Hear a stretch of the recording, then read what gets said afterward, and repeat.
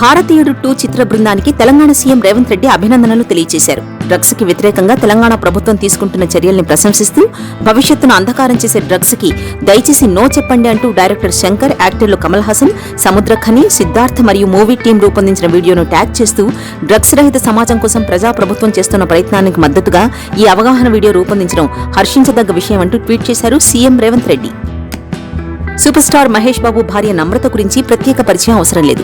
Heroine గా తన కెరీర్ను పక్కన పెట్టేసి కుటుంబాన్ని చూసుకుంటున్న నమ్రతకు సంబంధించిన ఓ వార్త ఇప్పుడు సోషల్ మీడియాలో వైరల్ గా మారింది. దాదాపు 20 ఏళ్ల తర్వాత ఆమె సినిమాల్లోకి రీ ఎంట్రీ ఇవ్వనుందని జోరుగా ప్రచారం సాగుతోంది. ప్రముఖ ఫ్యామిలీకి చెందిన ఓ యంగ్ హీరో సినిమాలో నమ్రత కీలక పాత్రలో నటించనుందని టాక్ వినిపిస్తోంది. అంతేకాదు నెగటివ్ షేడ్స్ ఉన్న రోల్లో ఆమె కనిపించనుందని కూడా వార్తలు వినిపిస్తున్నాయి. టాలీవుడ్ సినీ ఇండస్ట్రీలో లేడీ సూపర్ స్టార్ గా పేరు తెచ్చుకున్న సాయి పల్లవి ఒక ఇంటర్వ్యూలో భాగంగా తాను ఎలాంటి పాత్రలు వస్తే చేయాలనుకుంటోంది అనే విషయంపై క్లారిటీ ఇచ్చింది. ఎప్పుడూ ఒకే తరహా పాత్రలు చేస్తే బోరింగ్ గా ఉంటుంది. అన్ని రకాల పాత్రలు చేసినప్పుడే పరిపూర్ణమైన నటిగా మిగలగలం. కొంతవరకు నేను లక్కీ.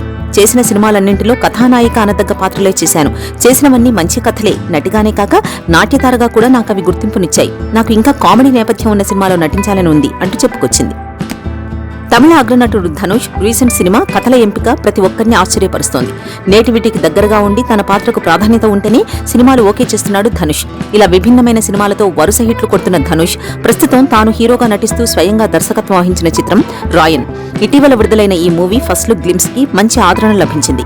ఈసారి మరో న్యూ కాన్సెప్ట్ తో వస్తున్నట్టు తెలుస్తోంది. ఈ నెల 26న పాన్ ఇండియా భాషల్లో ప్రపంచవ్యాప్తంగా విడుదల కానున్న రాయన్ మూవీలో రక్తపాతం, హింసపాళ్లు కొద్దిగా ఎక్కువగా ఉండడంతో 18 ఏళ్లలోపు వయసు గల వారికి ఈ మూవీ చూసేందుకు అనుమతి లేదు. కెరియర్ ప్రారంభించి 20 ఏళ్లు దాటినా వరుస అవకాశాలతో దూసుకెళ్తోంది హీరోయిన్ త్రిష.